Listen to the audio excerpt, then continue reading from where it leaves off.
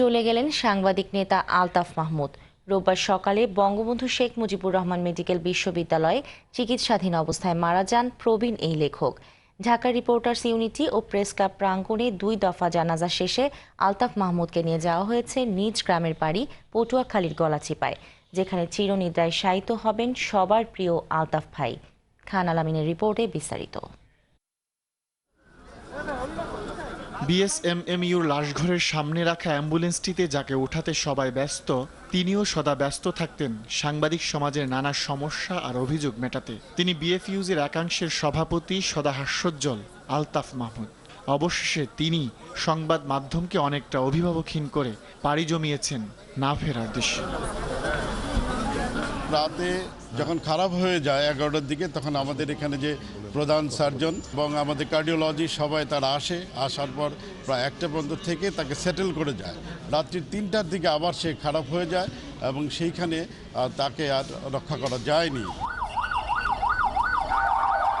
আলতাফ মাহমুদের নিথর দেহ নিয়ে অ্যাম্বুলেন্সটি চলছে ঢাকা রিপোর্টার্স ইউনিটিতে, যেটি প্রতিষ্ঠায় অনন্য অবদান ছিল এই সাংবাদিক নেতার। গুণী এই মানুষটির প্রথম জানাজায় সহকর্মী ও অনুজরা মাগফিরাত কামনা করেন, শ্রদ্ধা ও ভালোবাসায় বিদায় জানান প্রিয় আলতাফ মাহমুদকে।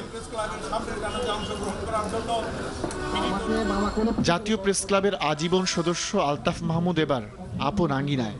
12টায় সব স্তরের মানুষের অংশগ্রহণে অনুষ্ঠিত হয় দ্বিতীয় জানাজা।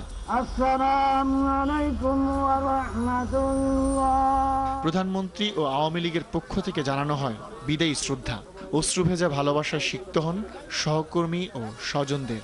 স্মৃতিচারণায় উঠে আসে আলতাফ মাহমুদের কর্মময় জীবনের নানা দিক। ওনার অকাল মৃত্যুতে গণমাধ্যম একটা সৎ, নির্ভীক এবং দায়িত্বশীল সাংবাদিককে হারালো।